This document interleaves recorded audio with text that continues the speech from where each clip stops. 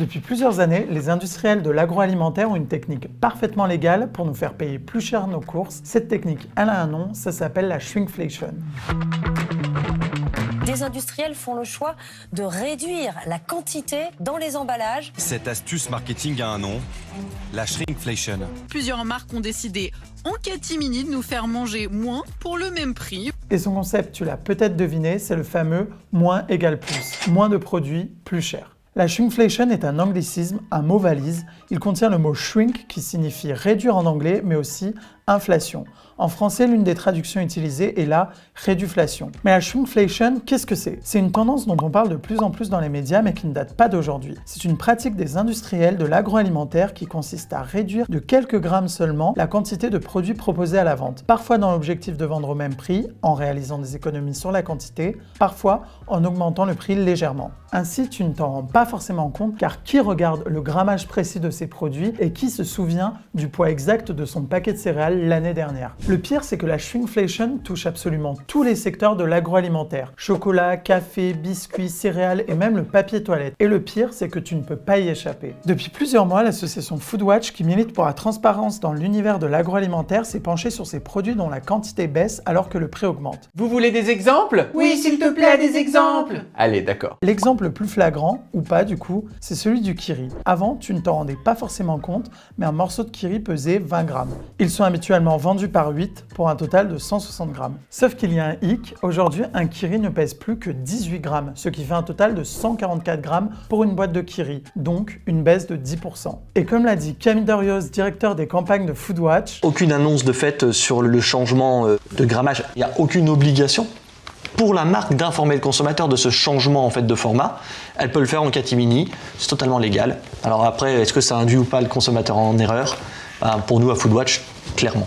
Sauf qu'en fait, le prix au kilo a lui augmenté de 10%. Tu ne remarques pas forcément la différence sur le produit final puisque la quantité a baissé, mais Kiri a réussi à faire un peu plus d'argent avec un peu moins de fromage. Mais ce n'est pas la seule marque épinglée par Foodwatch. D'autres produits ont réussi à faire des économies grâce à la shrinkflation. Lindt aussi s'est donné à cœur joie avec ses Pyrénéens. La boîte de chocolat est passée de 30 portions à 24. Et si tu aimes les boissons gazeuses, Salvetta aussi a recours à cette réduflation avec une réduction de 8% d'eau pétillante dans ses bouteilles pour un prix qui a grimpé, lui, de 5% l'unité. Beurre, sucre, sirop, ces 2 dernières années, de nombreux produits ont vu leur quantité baisser quand le prix a stagné, voire augmenté. L'un des objectifs énoncés par les marques, c'est d'éviter de répercuter le prix de l'inflation et l'augmentation du prix des matières premières sur le produit final. Il est vrai que cette technique pénalise moins le consommateur qu'une hausse folle des prix à la caisse. Bon, on ne va pas te mentir, les marques n'ont pas attendu la guerre en Ukraine pour mettre en place la shrinkflation. Il est vrai qu'on pourrait penser que c'est lié puisque l'Ukraine est un grand producteur de céréales, mais ce n'est pas la seule cause de cette shrinkflation. En 2021 déjà,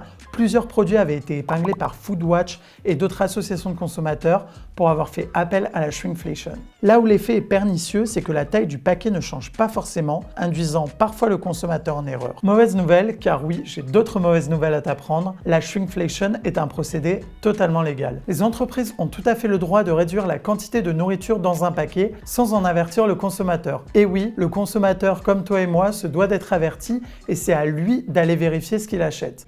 En 2021, on considérait que près de 2% des produits étaient victimes de la shrinkflation, mais aujourd'hui ce chiffre pourrait avoir explosé. Alors certes, le packaging ne change pas et aucune mention n'est faite de la réduction de quantité de nourriture dans ton paquet de céréales par exemple. Alors pourquoi est-ce que ce procédé est totalement légal? Eh bien, tout simplement parce que la loi ne punit pas ce genre de pratique. Oh, c'est con ça! L'article L121-2 du Code de la consommation dispose qu'une pratique commerciale est considérée comme trompeuse dès lors qu'elle repose sur des présentations fausses de nature à induire le consommateur en erreur, ce qui n'est pas le cas ici. Cependant, cet article dispose qu'une pratique commerciale est jugée trompeuse dès lors qu'elle est de nature à induire en erreur le consommateur, notamment sur le prix ou le mode de calcul du prix, le caractère promotionnel du prix, notamment les réductions de prix, les comparaisons de prix et les conditions de vente, de paiement et de livraison du bien ou du service, ce qui peut être considéré comme étant le cas ici. Pour Foodwatch, ici c'est clair, il y a pratique commerciale trompeuse puisque le consommateur est induit en erreur. En effet, il n'achète pas le même produit qu'il y a 2 ans, mais dans son esprit, c'est exactement le même paquet de céréales. Mais oui, c'est clair! Foodwatch réalise un travail de lobbying important afin de faire connaître ce phénomène qui s'est multiplié ces derniers mois. novembre. L'association a lancé une pétition dans le but de porter la voix des consommateurs mécontents auprès des industriels et des parlementaires. Pour Foodwatch, ce manque de transparence est inadmissible car il induit le consommateur en erreur tant sur le prix que sur le format du produit qu'il a l'habitude d'acheter. L'association a mentionné sur son site les échanges qu'elle avait eus avec les différents industriels qui sont accusés de faire de la shrinkflation. De son côté, Lindt assume le changement de format, expliquant qu'un opérateur reste libre de déterminer le format et le contenu de ses produits et de les faire évoluer, ce qui est totalement vrai. En ce qui concerne une éventuelle communication de la part de Lindt auprès des consommateurs, la firme sous-entend que le nombre de bouchées étant précisé clairement sur la boîte de chocolat, cela constitue une mise en garde suffisante. Globalement, les marques mentionnent toutes des diminutions de quantité dans le but d'éviter une répercussion sur le prix de la volatilité des cours des matières premières. Néanmoins, si ces pratiques restent légales, le message de Foodwatch a été entendu par le gouvernement. Olivia Grégoire, ministre déléguée chargée des petites et moyennes entreprises, du commerce, de l'artisanat et du tourisme, a demandé à la DGCCRF d'ouvrir une enquête sur ce sujet. L'objectif, vérifier s'il s'agit là de pratiques commerciales trompeuses. Dans un tweet, Olivia Grégoire précise « On ne joue pas avec le portefeuille des Français ». Techniquement, la shrinkflation ne joue pas avec le portefeuille des Français puisque dans de nombreux cas, elle permet d'éviter une hausse des prix des produits qu'on achète quotidiennement. La plupart du temps, la shrinkflation permet aux entreprises d'économiser, mais aussi aux particuliers de ne pas payer plus cher avec des quantités de produits qui sont légèrement moindres. Qui se rend compte que son Kiri pèse 2 grammes de moins que l'année dernière? Non, mais non, je ne vais pas crier.